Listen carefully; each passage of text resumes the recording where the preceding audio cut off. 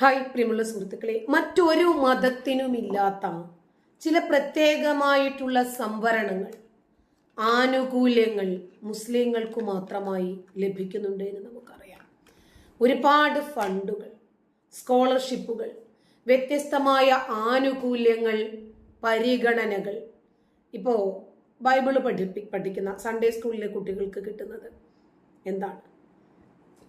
അമ്പലത്തിൽ ഇനിയിപ്പോൾ ഹൈന്ദവ ധർമ്മം പഠിക്കാൻ വരുന്ന ആളുകൾക്ക് ഗുരുകുലമോ എന്തെങ്കിലും ഉണ്ടോ എന്ന് എനിക്കറിയില്ല. പക്ഷേ മദ്രസയിൽ പോകുന്ന കുട്ടികളെ പഠിപ്പിക്കുന്ന അധ്യാപകർക്ക് ഒരുപാട് ആനുകൂല്യങ്ങളുണ്ട്. പൂജാരിക്കുണ്ടോ, പള്ളിയിലെ സൺഡേ സ്കൂളിൽ പഠിപ്പിക്കുന്ന പാസ്റ്റർക്കോ, അതല്ലെങ്കിൽ അത്തരം ഹൈന്ദവ പുരോഹിതർക്കോ ക്രൈസ്തവ പുരോഹിതർക്കോ ഇല്ലാത്ത ഒരുപാട് ആനുകൂല്യങ്ങൾ മുസ്ലിം പുരോഹിതർക്ക് ലഭിക്കുന്നുണ്ട്. മദ്രസയിൽ പഠിപ്പിക്കുന്ന അധ്യാപകർക്ക് മാത്രമായി എന്തെല്ലാം രൂപത്തിലുള്ള ഫണ്ടുകൾ കിട്ടുന്നു എന്ന് നമുക്കറിയാമല്ലോ.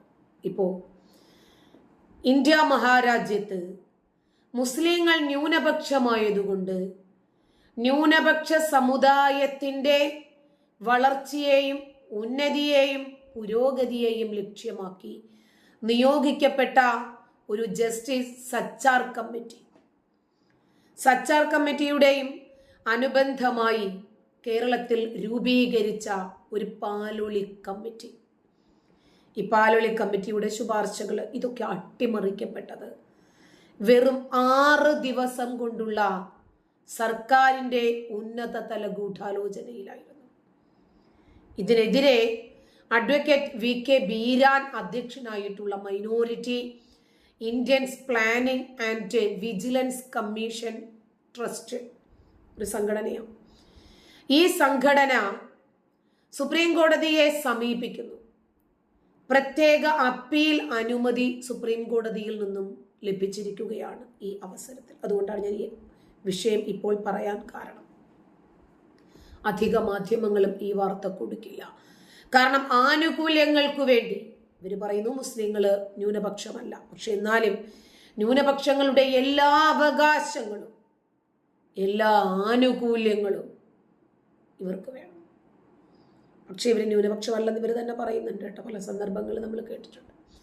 അതുകൊണ്ട് മാധ്യമങ്ങൾ മുസ്ലിങ്ങളാണ് വേട്ടക്കാരായിട്ട് വരുന്നത്, നിങ്ങൾ ആ വാർത്ത മുക്കാറാണ് പതിവ്.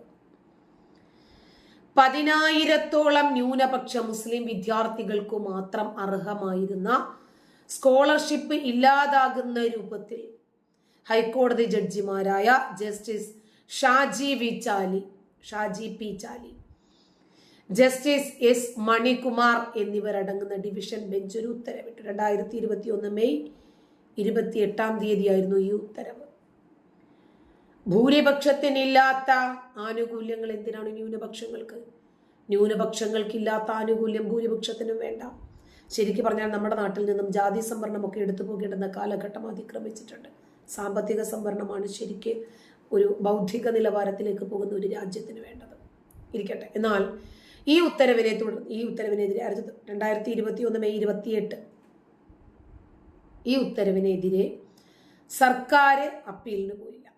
തന്നെയുമല്ല, ഇതിനെതിരെ ആരെങ്കിലും സുപ്രീം കോടതിയെ സമീപിക്കാനുള്ള സാധ്യത പോലും ഇല്ലാതാക്കി ഹൈക്കോടതി ഉത്തരവിന്റെ 6ാമത്തെ ദിവസം 2021 ജൂൺ 4 ഒരു സർവകക്ഷി യോഗത്തിന്റെ പിന്തുണയോടെ പിണറായി സർക്കാർ കോടതി ഉത്തരവ് നടപ്പാക്കാൻ തീരുമാനിക്കുകയായിരുന്നു.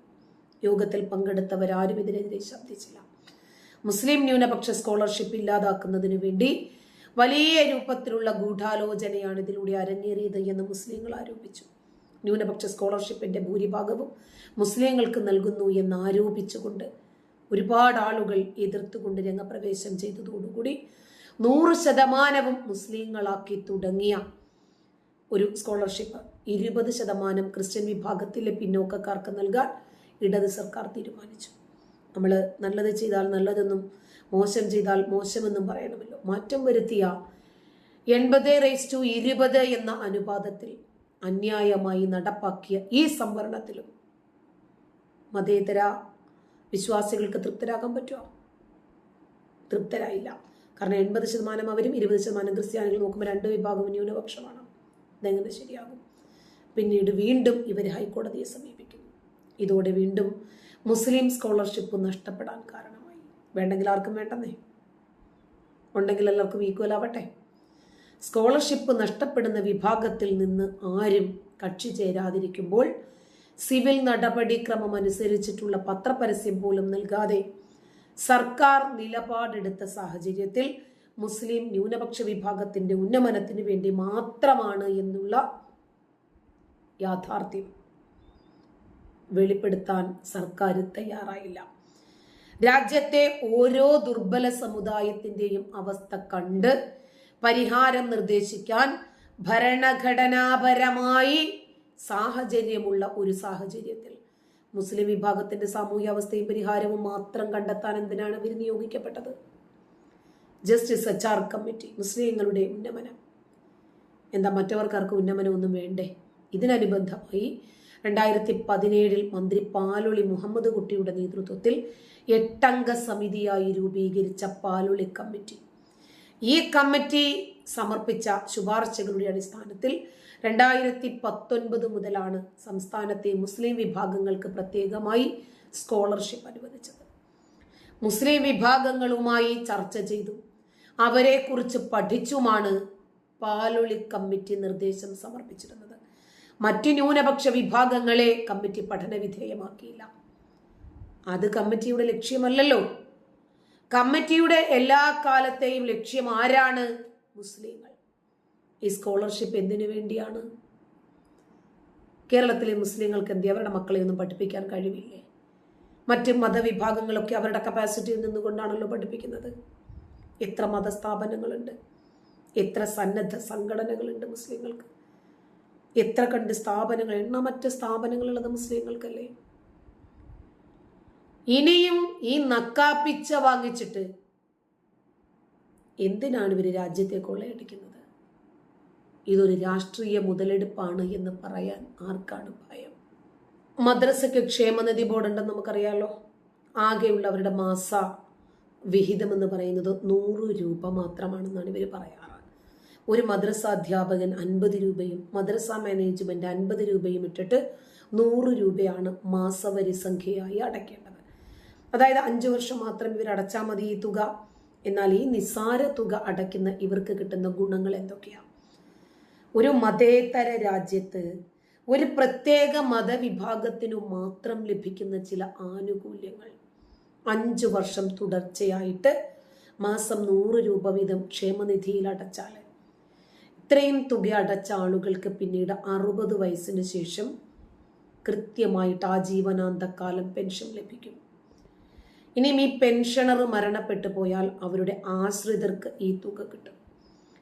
പെൻഷൻ തുകയായി നിക്ഷേപിച്ച പണം സമ്പൂർണമായി പിൻവലിക്കാം. ക്ഷേമനിധിയിൽ കുറഞ്ഞത് 2 വർഷമെങ്കിലും തുക അടച്ചിരിക്കുന്ന ആളുകൾക്ക് അവരുടെ പെൺമക്കളുടെ വിവാഹ ധനസഹായമായി 25,000 രൂപ വീതം ക്ഷേമനിധിയിൽ നിന്ന് ലഭിക്കും. അല്ല, വേറെ ഒരു മതവിഭാഗത്തിൻ്റെയും മക്കൾക്ക് കെട്ടിക്കണ്ടേ? അവർക്കാർക്കും ആശ്രിത പെൻഷൻ വേണ്ടേ? SSLC, +2 എന്നീ വിഷയങ്ങളിൽ A+ നേടിയ വിദ്യാർത്ഥികൾക്ക് 2000 രൂപ വീതം സ്കോളർഷിപ്പ്. മതത്തിൽ നിന്നും വിഭിന്നമായിട്ടൊരു ഇതരത്വം കാത്തു സൂക്ഷിക്കുന്ന ഈ രാജ്യത്ത് ഒരു പ്രത്യേക മതം പഠിപ്പിക്കുകയും ആ മതവിഭാഗത്തിൽപ്പെട്ട ആളുകൾക്ക് മാത്രം വാരിക്കോരി ആനുകൂല്യങ്ങൾ കൊടുക്കുക. മദ്രസ ക്ഷേമനിധിയിൽ അംഗങ്ങളായിട്ടുള്ള ആളുകൾക്ക് വീട് വയ്ക്കുന്നതിന് ധനസഹായമായി 2.5 ലക്ഷം രൂപ, അതും പലിശരഹിത വായ്പയായിട്ട് കിട്ടും. പലിശയില്ലാത്ത ഈ ലോൺ 8 വർഷം കൊണ്ട് അടച്ചു തീർത്താൽ മതി. ക്ഷേമനിധിയിൽ 5 വർഷം പൂർത്തിയായ ആരെങ്കിലും മരണപ്പെട്ടാൽ അവർക്ക് 15,000 രൂപയും 5 വർഷം മുതൽ 10 വർഷം വരെയുള്ളവർക്ക് 20,000 രൂപയും 10 വർഷം മുതൽ 15 വർഷം വരെയുള്ളവർക്ക് 25,000 രൂപയും. കേൾക്കണം, 15 വർഷം മുതൽ 20 വർഷം വരെയുള്ളവർക്ക് 30,000 രൂപയും അതിനു മുകളിലുള്ളവർക്ക് 50,000 രൂപയും മരണാനന്തര സഹായമായി ലഭിക്കും. ഇതിനു പുറമെ സംസ്കാര ചടങ്ങുകൾക്ക് വേണ്ടി ആശ്രിതർക്ക് 3,000 മുതൽ 5,000 വരെ കിട്ടും. ഗുരുതരമായ രോഗം ബാധിച്ചവർക്ക് ചികിത്സാ ധനസഹായമായി 25,000 രൂപ. താരതമ്യേന കുറഞ്ഞ രോഗങ്ങൾക്ക് 5,000 രൂപ. ധനസഹായം ലഭിക്കും.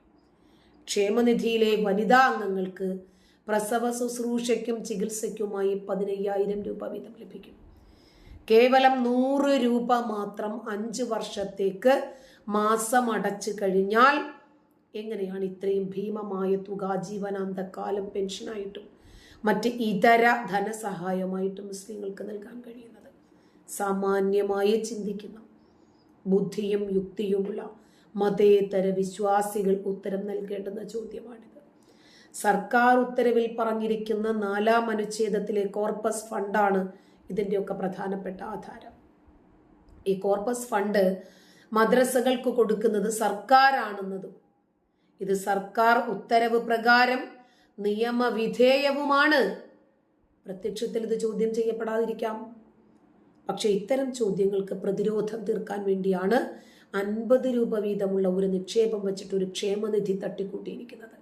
അതുകൊണ്ട് തന്നെ എന്ത് ചോദ്യങ്ങൾ വന്നാലും ഇതൊന്നും കൊടുക്കുന്നത് സർക്കാരല്ല, മദ്രസ ക്ഷേമനിധിയാണ് എന്ന് പറഞ്ഞ് തടിയൂര. സൺഡേ സ്കൂളിൽ പഠിപ്പിക്കുന്ന അധ്യാപകർക്ക്, ഭഗവത്ഗീത പഠിപ്പിക്കുന്ന ഗുരുക്കന്മാർക്ക്, പൂജാരികൾക്കൊന്നും ലഭിക്കാത്ത പ്രത്യേകമായ പെൻഷൻ, പരിരക്ഷ, പരിഗണന, സാമ്പത്തിക സഹായങ്ങൾ, ക്ഷേമനിധി ഇതൊക്കെ മുസ്ലിം മതം പഠിപ്പിക്കുന്ന, പ്രചരിപ്പിക്കുന്ന ആളുകൾക്കു മാത്രം നിയുക്തമാക്കപ്പെട്ടിരിക്കുന്നത് എന്തുകൊണ്ടാണ്? മദ്രസ അധ്യാപകർക്ക് മാത്രം സംവരണം ചെയ്യപ്പെട്ടിരിക്കുന്നത് എന്തുകൊണ്ടാണ്? ഒരു സെക്യുലർ ഭരണഘടനയുള്ള ഈ രാജ്യത്ത് ഇതെങ്ങനെയാണ് നീതിയാകുന്നത്? ഈ കാര്യം ചോദിച്ച് ഹൈക്കോടതിയിൽ 2 കേസുകളാണ് നിലവിലുള്ളത്. ആ കേസിൻ്റെ ലിങ്കുകൾ ഞാൻ ഈ വീഡിയോയുടെ ഫസ്റ്റ് കമൻ്റ് ആയിട്ട് ഇട്ടേക്കാം. നിങ്ങൾ തന്നെ നോക്കിക്കോ. നന്ദി.